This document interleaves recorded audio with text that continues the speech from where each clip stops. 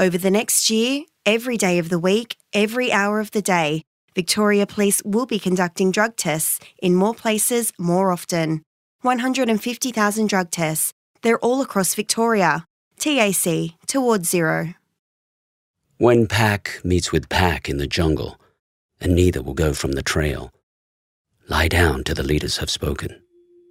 It may be fair words shall prevail.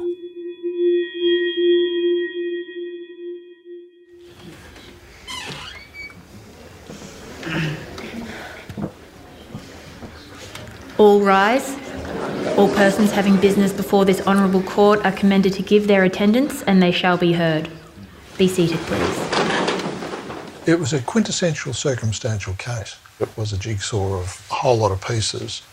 That's how lead prosecutor John Champion saw the case he'd prepared against the 4 Pong Su crew members: Master Songman's son, Political Secretary Choi Dong-song, and engineers Ri Man Jin and Ri Ju Chon for aiding and abetting the heroin importation.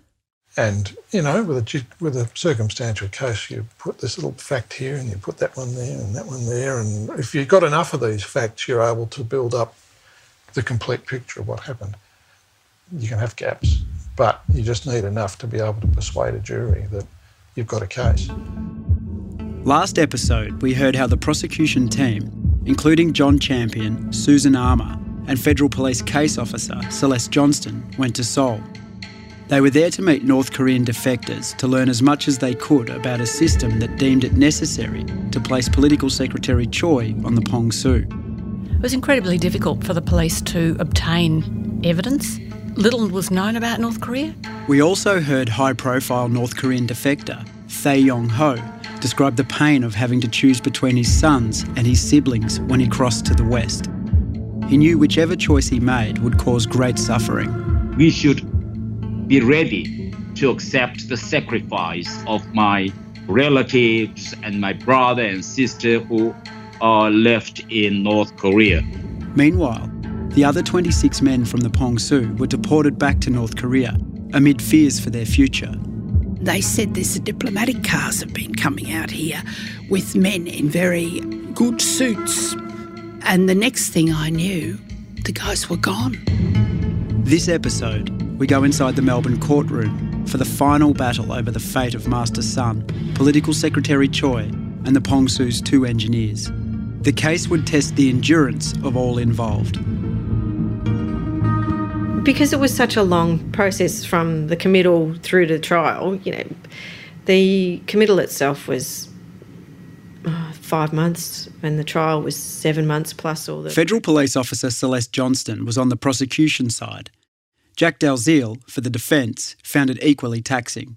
It was almost a 7-day-a-week kind of case. The jury got Fridays off, so decided that the jury needed Fridays spare to be able to go about daily life because it was going to be a long case. The trial took place before Supreme Court Justice Murray Callum in the same enormous courtroom the committal hearing was held in. It began in May 2005, more than 2 years after the spectacular capture of the Pong Su by Australian forces. Right from the outset, there was a strange atmosphere among the lawyers prosecuting the case, almost an ambivalence. The prosecution's senior solicitor, Susan Armour, sums it up. Where the consequences of losing might be the lesser of 2 evils. Kim Jong-il's regime was so unpredictable, so brutal, that Susan and others believed Master's son and company might be better off being found guilty and kept in Australia, albeit in a jail cell. There was also another way in which the Pong Su trial was different. Amongst other things, it's one of the few matters I've done where the investigations continued during the trial because more material came to light, so it actually kept going. As the testimony began, police were still gathering expert statements to bolster their circumstantial case. Technical statements as a rule to do with the tides, the weather, the engine, mechanical repairs on maritime vessels in general, that also persons who had prepared expert reports about the carbon build-up on the cylinder heads of the Pong Su. And an unusual rapport emerged between the opposing sides.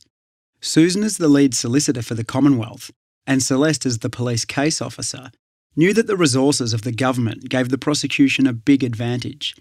So they did what they could to ease the burden for Jack and the other defence lawyers.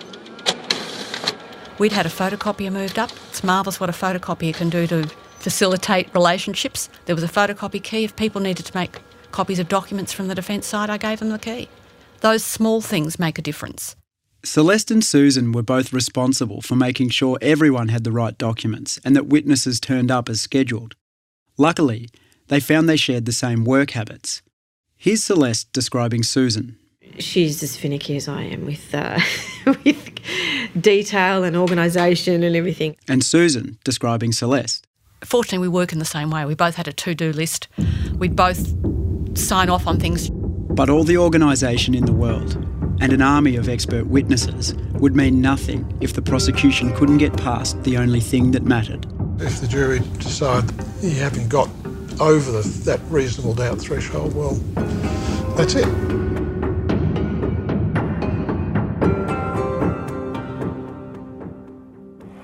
From the bounce, Nichols wins the knockout, but Richmond dash in to snatch the initiative away from Carlton. Northey bursts away and his well-placed pass gives Moore a chance to beat Lofts close to the goal square.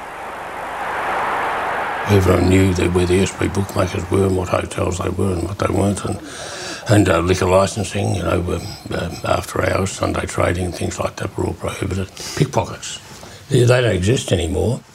Ian Hayden harks back to a different age, when just about anything fun, like drinking after 6 p.m, was illegal in Victoria, and police squads were segregated along religious lines. Freemason and the Catholics, that was a big issue in those days. Again, something else that's disappeared. Still tall and strong-looking in his 70s, Ian was a talented sportsman who played 30 games for the Australian Football League powerhouse Richmond in the 1960s. His career was cut short at 23 by a knee injury that could have been repaired pretty easily today. But footy's loss was the law's gain. By the time the Pong Su case came around, Ian was a veteran barrister who'd been involved in some of Australia's most notorious criminal trials. A city in shock over the brutal execution of 2 young policemen. The victims from families with a strong police background, and the slayings described as the worst since the Kelly Gang murders last century. Good evening, I'm Brian Naylor, and that report dominates our bulletin. There's a massive police hunt for the killers who senselessly slaughtered 2 young policemen on a routine job in South Yarra at dawn today. When the killing was 1988, Anthony Farrell. There were 4 charged. In October 1988, young Victorian police constables Stephen Tynan and Damien Eyre were ambushed at night in inner Melbourne and shot dead, aged 22 and 20. Their slaying sent shockwaves through the community. Police believe the officers were both struck down by single blasts from a double-barrel shotgun. Senior Constable Tynan was hit in the head as he inspected the stolen car's interior, and Constable Eyre blasted in the back as he looked on from outside. He was shot twice more, possibly with his own service revolver, which is now missing. Ian was the barrister for one of the accused, Tony Farrell. Farrell wasn't one of the shooters, but police believed he was involved in the planning. They offered him a deal to testify against the 3 suspected assassins. Instead, Farrell stayed silent and faced trial along with the others, only to be acquitted. Some police believe he was threatened by his fellow accused to keep his mouth shut. We'll never know because he died in 2018, aged 52. Nearly 17 years after those police killings, Ian was worried that those in authority might again try divide and conquer tactics against his client. Your client was Captain Song? Yeah, Captain Song. Yeah. Songman's son, yeah. The captain seemed sort of fairly wise, and he was much older than the rest of them and sort of was set in his ways. And Ian and Master's son were the same age and hit it off, despite the language difficulties. It became clear to Ian and solicitor Jack Dalziel early on that the prosecution were gunning for Master's son.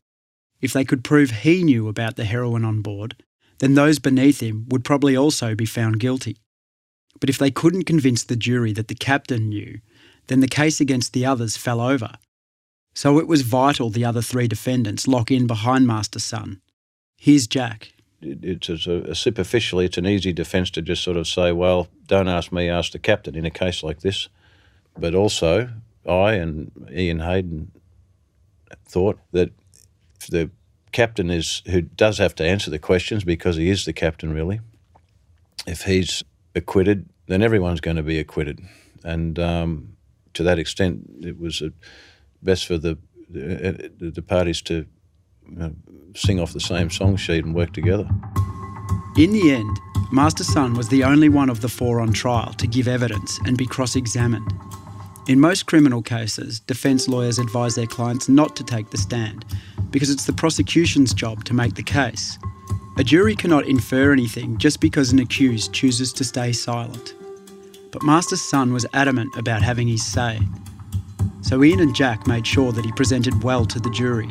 He had about 34 grandchildren, which we got that out in front of the jury, fortunately. And he was busy buying little presents for his grandkids and his dresses for his wife and things like that. And he was a very, you couldn't see him as a criminal.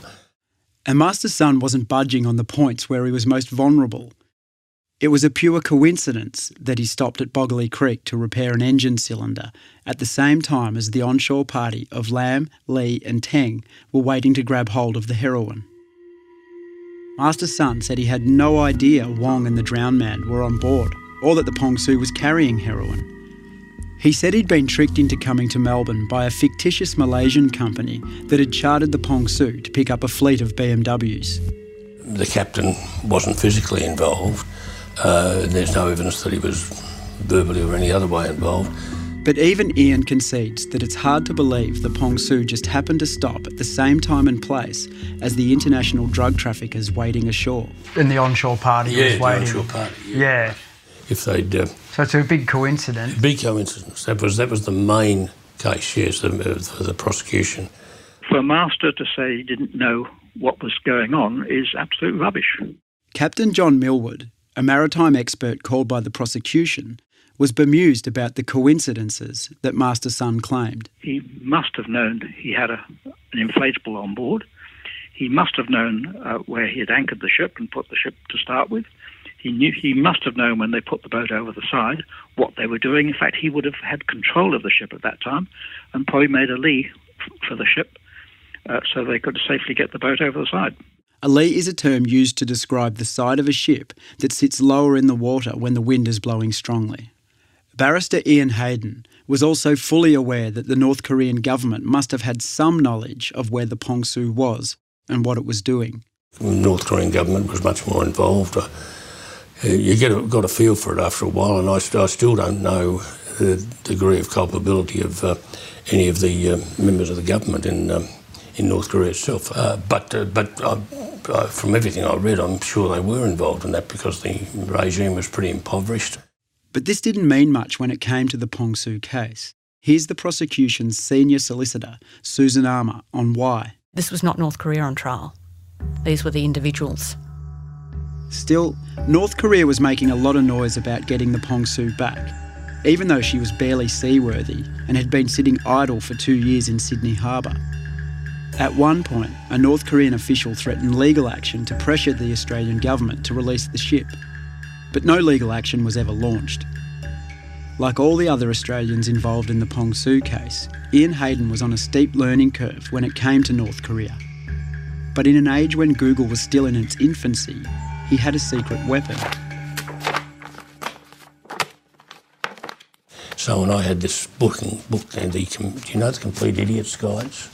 I do. It's a Complete Idiot's Guide to North Korea, because I had it covered in a brown paper thing so the jury didn't see what I was getting that stuff out. Ian didn't need the Idiot's Guide to North Korea to tell him about the country's policy of command and control. He saw it for himself by observing the interaction between one of the Pong Su's supposed private owners, John Hak Bom, and the men from the ship. Even Master Sun and Political Secretary Choi were deferential and wary around Hak Bom. He was very sharp. He was also secretive, like he behaved as if you would expect somebody to behave who had some, in a wartime situation, who had some authority. He was much smarter than most of these guys. He was smart in the way of the world, and you could see the relationship between John Hak Bom was that they were his master. He was their master. We met Hak Bom in episode 7, and heard that Australian authorities believed him to be a likely North Korean intelligence officer. This didn't mean he couldn't be charming. Solicitor Jack Dalziel took Hak Bom at face value and found him to be good company. He even took him into country Victoria to have dinner with his parents. But Hak Bom was clearly a man of influence. John Hak Bom had a pretty tight ship with regard to the fellas. He wanted to be in every second conference and so on. Ian says Hak Bom was particularly obliging with one bit of information. One area where he was very helpful was for the defence, was this chartering idea and the ship being chartered. Hak Bom had documents with him which outlined an arrangement with a Malaysian company called Kimto. According to the documents, Kimto had chartered the Pong Su to collect some BMW cars in Melbourne. Of course, there were no BMWs waiting for them. John Millward's career as a ship's captain based out of Hong Kong meant he was familiar with chartering arrangements. He said the Pong Su's supposed arrangement with Kimto wasn't worth the paper it was written on.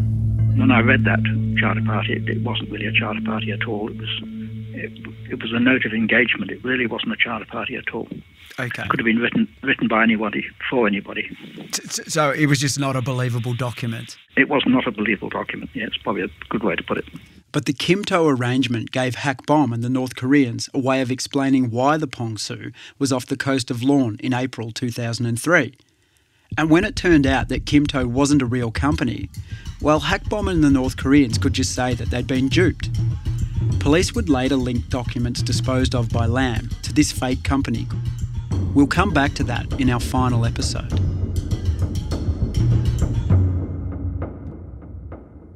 A word from our sponsor. Over the next year, every day of the week, every hour of the day, Victoria Police will be conducting drug tests in more places more often. 150,000 drug tests. They're all across Victoria. TAC, towards zero. The 4 that went to trial were always completely respectful of the process. There was never a difficulty with the way that they behaved, and that was a very good strategy from their point of view. So they just sat at the back of the court and listened, completely emotionless. They never murmured, talked, argued. Nothing came from the back of the court at all. Lead prosecutor John Champion was up against an opponent hard to dislike. The longer the trial went, and the more the court heard about the facts of life in North Korea, the harder it was to see the accused as anything but men without the luxury of choice. So there's no reason for any member of a jury to take a dislike to any of these guys because there's no backstory to give on them, and they came across as, like you said, respectful participants. And oh, well, I do recall them every time the jury went in and out of the courtroom, they bowed to the jury. Certainly, Jack and Ian were keen to enlist the jury's sympathy over the exacting and rigid conditions of life in North Korea. So, look, you probably don't really understand how different it is for someone growing up in North Korea. You can't look at this case through our Australian eyes. There was the fact that these guys were in a system where they couldn't bucket, or, it was just, it was totally foreign to them to turn against the government. Plenty of people had been killed in North Korea for disobeying the regime in some way. Senior prosecutor John Champion knew exactly what his opponents across the bar table were getting at. In fact, he and his team felt the same way. We all felt there was a real possibility that they were acting under orders from somebody else. And if you're acting under orders in circumstances of the sort of life that we understand it may have been in North Korea, you've got to have a degree of sympathy for that because they have families back where they come from. So they're arguably in a very difficult position. Unlike people who are completely voluntary when they commit dreadful crimes, I think these people could be distinguished from that type of person. But the Pong Su 4 were being tried under Australian law, and for the extremely serious offence of helping to import a record amount of heroin into the state of Victoria. 150 kilos of heroin is a lot of overdoses, a lot of dead Australians. I thought that the likelihood that the captain the master of the ship should be convicted. The prosecution's case, though circumstantial, was strong. John Champion's opening summary ran to 158 pages, with barely a wasted word. He kept coming back to the 2 extra passengers, Wong and the man who drowned at Boggley Creek, who had joined the ship late.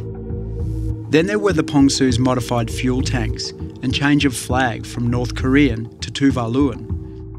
Plus the mobile phone records showing contact between someone on the ship and the onshore party waiting in Australia. But according to the prosecution, the most damning evidence of all was the risky position Master Sun was prepared to place his ship and crew in on the night of April 15, 2003, off the coast of Law. Well, what is he doing stopping the ship and anchoring 500 metres off Boggley Creek in shocking conditions? And then to overnight for the ship to disgorge a dinghy with 2 men on board in the middle of the night in shocking conditions. The evidence, I think, really showed that that's not the sort of thing you do unless something extremely unusual is happening. Of course, then you've got to add to that the fact of the shore party being there and present on the shore at the time the Pong Su stopped. In late February 2006, 3 years after the Pong Su departed her home port of Nampo in North Korea, the jury went away to deliberate on the massive information they'd heard over the previous 7 months. Because the Pong Su trial was going to be long, 15 jurors were impanelled to spread the load. By the time the case ended, 13 were left, but only 12 jurors would get to deliver the verdict. Yes, she was like scoffing. that.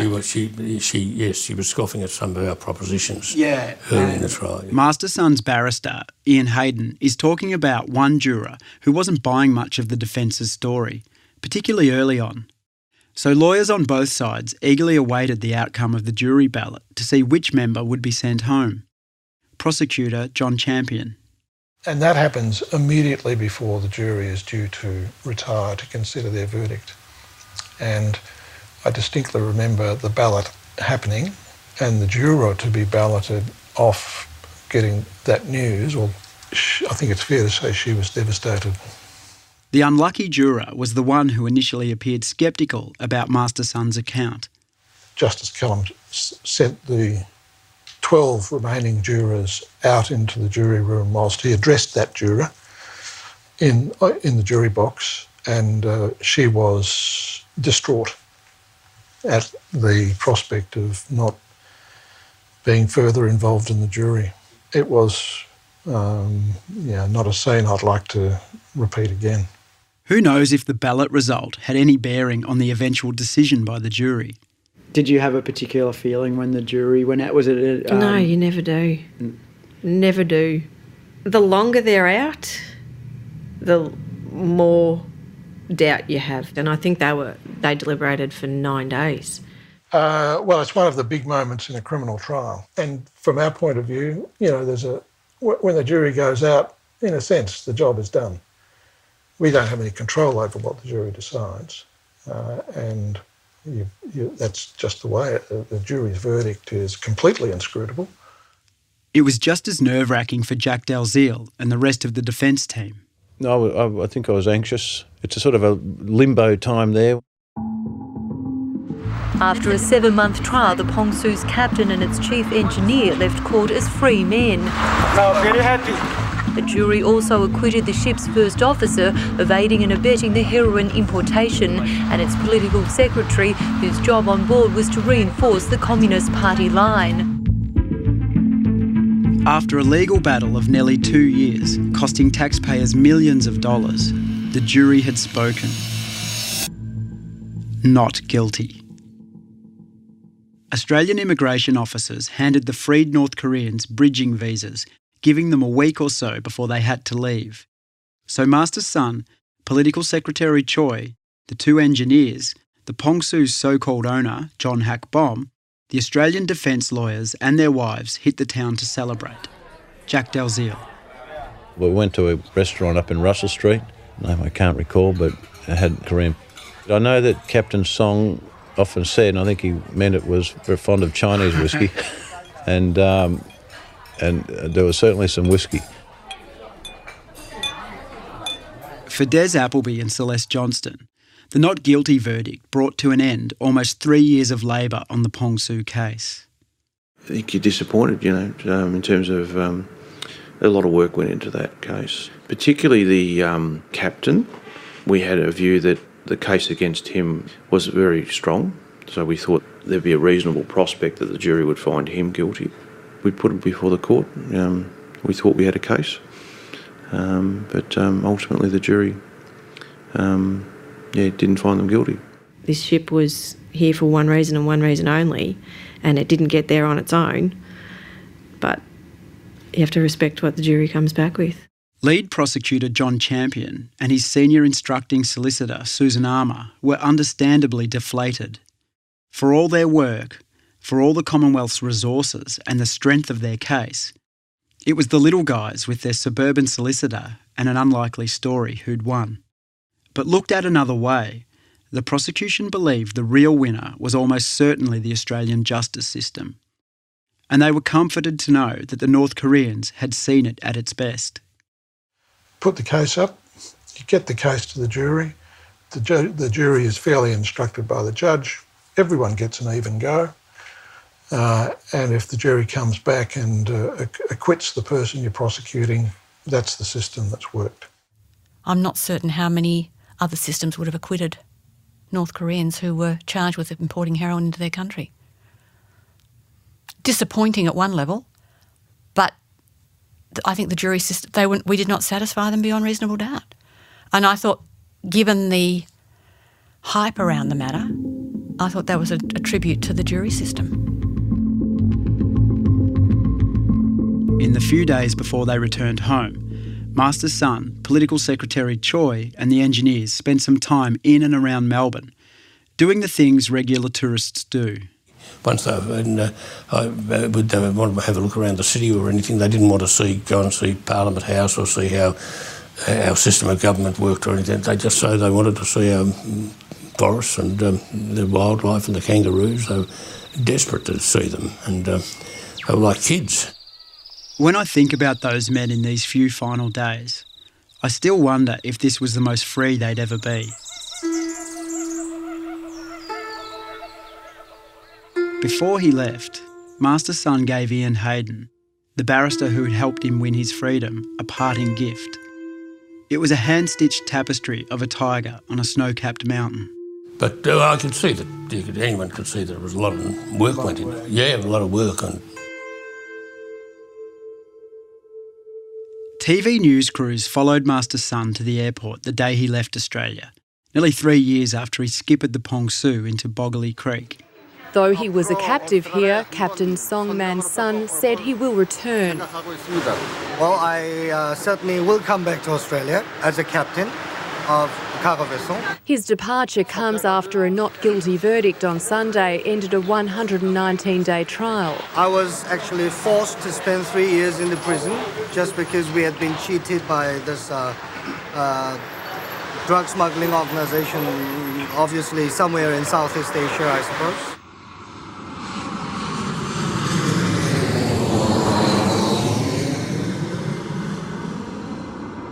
That just left 4 men in Australia, the ones who'd already been convicted and jailed for their roles in the enormous drug haul: Lam, Wong, Teng and Lee.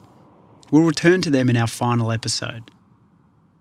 And then there was the Pong Su herself, the rusty cargo ship with her secret compartment and her pictures of Kim Jong-il, her clean scrubbed decks and all her stories, was still moored in Sydney Harbour.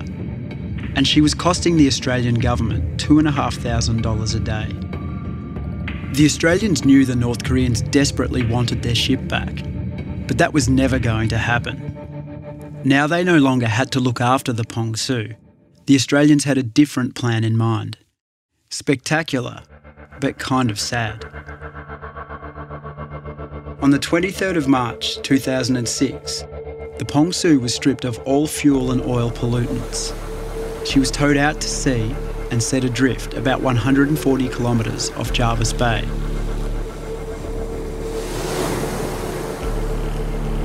Then, 4 Royal Australian Air Force F-111 fighter bombers approached.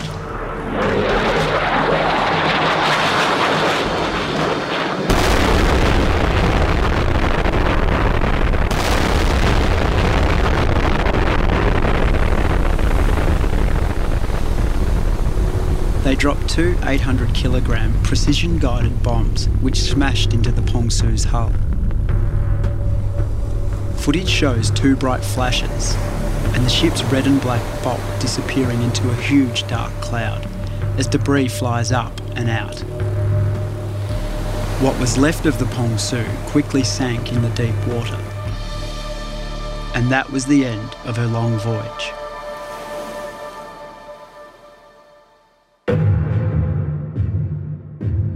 Coming up on the final episode of The Last Voyage of the Pong Su. Then within a week he had bloody 100 T-shirts made up. He's going to make a fortune, all this shit. The Pong Su emblem on with the bloody heroin sticker on the T-shirt. It was a ripper. You could get white ones or red ones. I had a couple of them. They were as close as I've seen two men in a non-sexual way trust. You know, they ate together, they walked together, they worked together. There's a stateless person.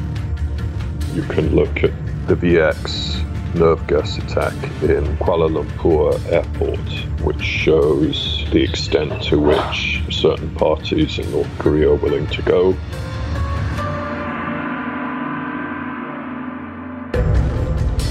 The Last Voyage of the Pong Su is brought to you by the newsrooms of The Age and the Sydney Morning Herald. To read more and to watch the videos referenced in this episode, head to our websites. While you're there, why not take out a subscription to help power independent Australian journalism and productions like this podcast? If you're enjoying this series, leave a review on iTunes and recommend us to a friend. The Last Voyage of the Pong Su is reported by Richard Baker. Field recording and audio editing by executive producer Rachael Dexter. Narrative consultant is Kate Cole-Adams. Siobhan McHugh is consulting producer. Music and composition by Vicki Hansen. Sound design and mixing by John Greenfield. Assistant producer is Margaret Gordon, and Tom McKendrick is head of audio. Thanks to our cast of actors, Chi Kwan Lee is played by Andy Song, Kiam Teng is played by Anthony Ting, and Yau Kim Lam is played by Jason Chong. Casting by Catapult Casting. Script translations by Zhuang. Additional audio from Channel 9 and the VFL. The reading you heard at the start of this episode was from The Law of the Jungle by Rudyard Kipling, read by Jason Chong.